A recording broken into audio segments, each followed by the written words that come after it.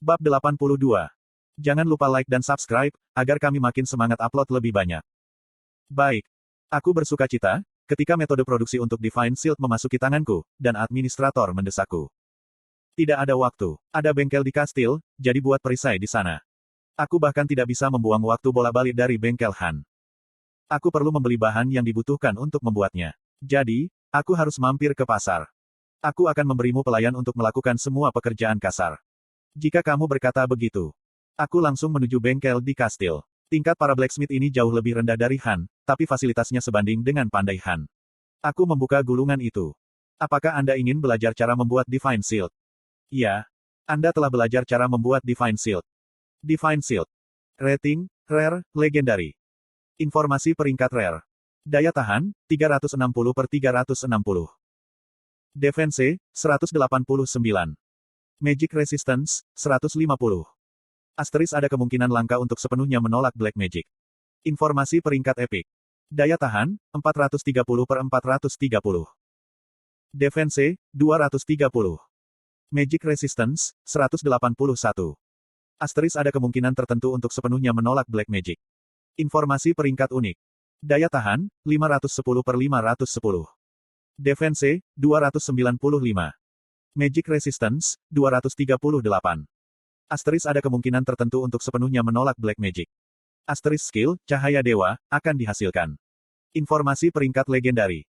Daya tahan, 680/680. Defense, 370. Magic Resistance, 280. Asterisk ada kemungkinan besar untuk sepenuhnya menolak Black Magic. Asterisk skill, Cahaya Dewa, akan dihasilkan. Asterisk skill, Bantuan Ilahi, akan dihasilkan. Perisai yang berisi kekuatan Rebecca, Dewi Cahaya. Karena kekuatannya melawan Black Magic, semua pengikut iblis dan Order of Yatan akan menderita, ketika menghadapi perisai ini. Ketentuan penggunaan. Level 190 atau lebih. Strength lebih dari 500. Divine Power lebih dari 1000. Seorang anggota Order of Rebecca. Berat, 800. Peringkat minimum Rare. Aku memeriksa detail Divine Shield dan daftar materi yang diperlukan. Batu ajaib ada di tengah, dan akan menjadi media untuk menyuntikkan Divine Power. Mithril akan digunakan untuk kerangka, kemudian dilapisi baja. Dan penyepuhan emas. Aku butuh emas. Rebecca, Dewi Cahaya, memiliki dua simbol. Satu adalah matahari dan yang kedua adalah emas. Itu berarti, sejumlah besar emas diperlukan untuk membuat Divine Shield. Batu ajaib, Mithril, dan emas. Nilai bahannya bagus. Ini benar-benar barang mewah. Bahan utama yang diperlukan untuk membuat perisai adalah satu batu ajaib kelas atas, 2 kg biji mithril, 15 kg biji besi, dan 400 gram emas. Aku memiliki pelayan yang diberikan oleh administrator kepadaku, dengan daftar bahan yang diperlukan untuk membuat dua perisai. Setelah beberapa saat, pelayan datang membawa bahan-bahan dan menyerahkan tanda terima. Total biaya pembelian adalah 16.935 gold dan 20 silver.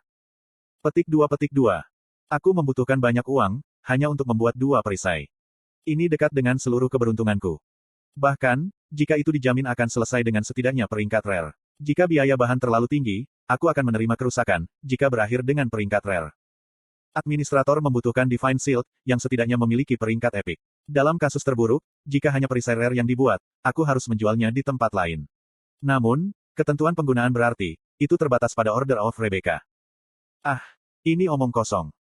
Itu menyenangkan. Aku tidak suka itu. Aku berpikir untuk menyerah. Tapi, bahkan jika bahannya mahal, keuntungannya akan lebih tinggi, jika peringkat Epic muncul. Dua perisai, salah satunya harus memiliki setidaknya peringkat Epic. Setelah lama berpikir, aku membuat keputusan dan mengeluarkan palu. Aku akan berhasil. Tang. Durasi kues hanya 2 hari. Aku segera mulai melebur baja dan mithril. Tiba-tiba, aku terkejut melihat Kasus berdiri diam-diam di dinding di belakangku. Apa, dia masih di sini?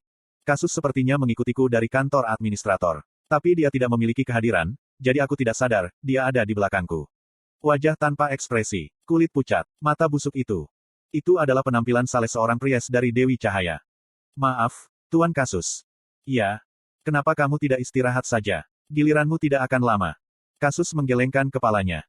Aku menghargai kesopanan, tapi aku tidak bisa. Kamu tidak bisa menderita sendirian. Aku akan berdoa kepada Dewi Rebecca, sambil menonton. Ini akan menjadi doa untuk membantumu menghasilkan perisai yang hebat. Petik 2. Tidak seperti kesan pertamaku, dia orang yang baik. Tapi, itu tidak semuanya baik. Tidak tahukah kamu, jika aku tidak mau melihat muka yang menyeramkan itu? Aku menekan kata-kata yang ingin aku ucapkan dan mengabdikan diri pada produksi. Berapa lama waktu berlalu? Saat malam semakin dalam, blacksmith lainnya tertidur. Aku akhirnya selesai melebur mitril, yang cukup sulit. Ah, mitril adalah bahan yang rumit. Saat aku mengambil istirahat untuk mengambil roti dan air. Ambil ini. Hai. Aku ketakutan ketika mendengar suara di belakangku. Aku berbalik untuk melihat Kasus memegang keju di tangannya. Konten iklan. Kamu, apakah kamu berdiri di sana sepanjang waktu? Kasus mengangguk dan menjawab dengan wajah tanpa ekspresi. Ya, aku telah berdoa. Tidak, jujur saja, berdoa tidak membantu apapun, jadi pergi saja dan santai. Wajah Kasus berubah untuk pertama kalinya. Dia sedikit mengernyit.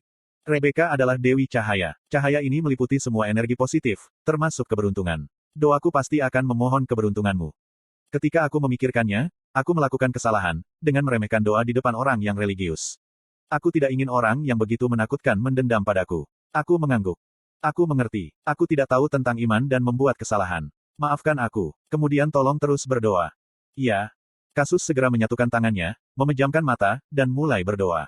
Dia adalah orang yang sangat aktif. Aku mulai bekerja lagi, setelah makan roti dan keju dari Kasus. Lalu, 1 jam kemudian, aku memperbaiki batu ajaib ke kerangka mitril dan memanggil Kasus yang sedang berdoa. Sekarang giliranmu, menanaminya dengan Divine Power.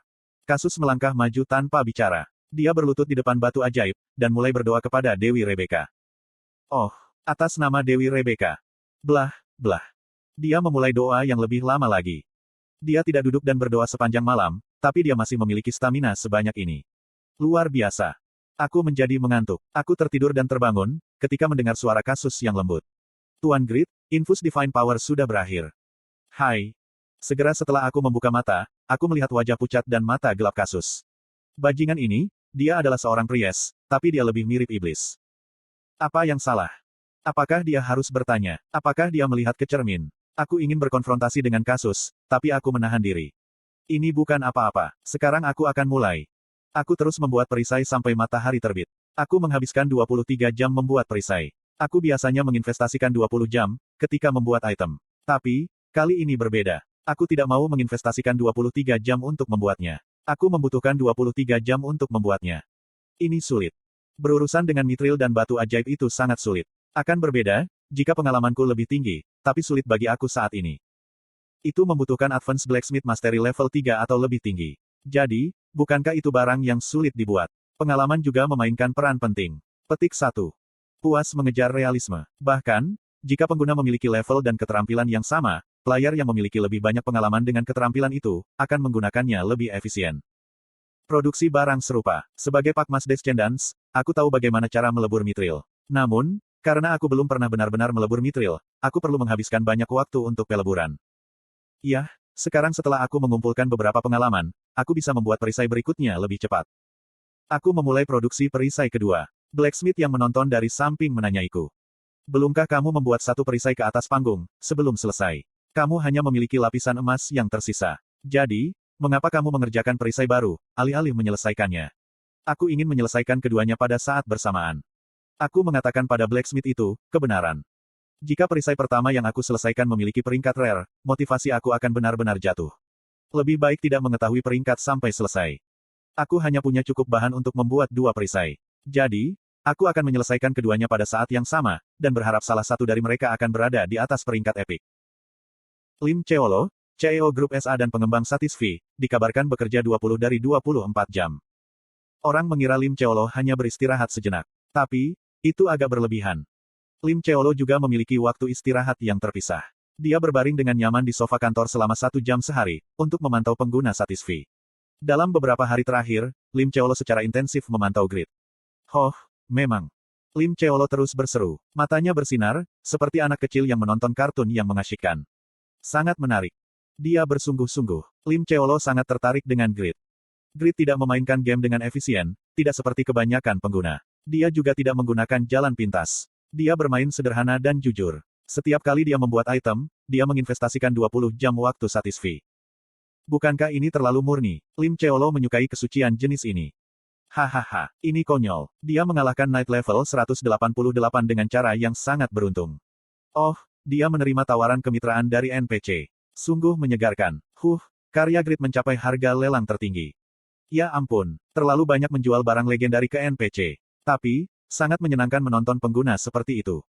Dia tidak mengenali cincin Doran yang dipegang Irene. Apakah ini sangat disayangkan? Jika dia melakukannya, hubungannya dengan Irene akan tumbuh. Membuat jubah transparan adalah pilihan cerdas. Pada akhirnya, dia bahkan tidak mencoba membuat jubah tembus pandang. Yah, dia akan bisa membuatnya suatu hari nanti.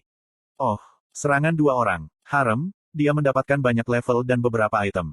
Tapi aku akan menyukainya, jika dia lebih fokus pada menemukan Pakmas Swordsmanship. Oke, dia akhirnya menemukan Pakmas Swordsmanship. Tidak, hahaha, meniru mural selama berjam-jam. Mahakarya yang luar biasa. Petik 2. Terkadang Lim Cheolo adalah pelengkap, kadang-kadang dia menyesal, kadang mengagumi, dan kadang-kadang bersemangat, ketika dia menonton Grid. Kemudian, dia menjadi marah untuk pertama kalinya di bagian tertentu. Tidak, mengapa dia menolak kues Piaro? Itu akan menjadi hasil yang bagus. Asmopel yang diminta Piaro untuk dihukum, sekarang sakit parah.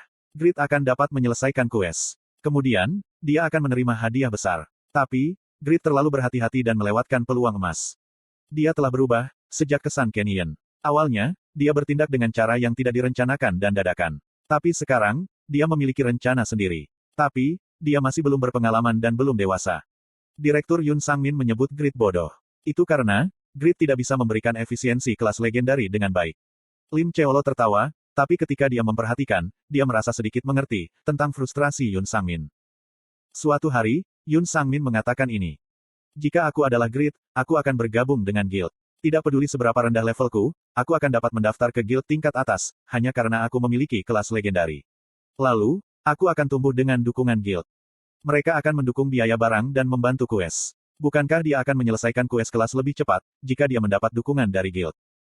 Sekarang, aku akan pindah dengan tujuan yang lebih besar. Tapi, dia tidak memiliki kapasitas dan berusaha melakukan semuanya sendiri. Dia tidak bergerak dengan rencana hebat apapun. Dia hanya tinggal di bengkel dan membuat barang-barang. Itu benar. Kebanyakan orang mungkin akan berpikir seperti Yun Sangmin. Dia yakin jika dia bisa berbuat lebih baik jika dia adalah Grid. Tapi, Lim Cheolo mempertanyakannya. Apakah menyenangkan bermain seperti itu? Satisfi sudah diakui sebagai kenyataan lain. Orang-orang yang menganggap Satisfi sebagai permainan biasa, jarang terjadi. Keberhasilan dalam Satisfi akan sama dengan kesuksesan dalam kenyataan. Oleh karena itu, pengguna yang bermain Satisfi hanya mengejar efisiensi.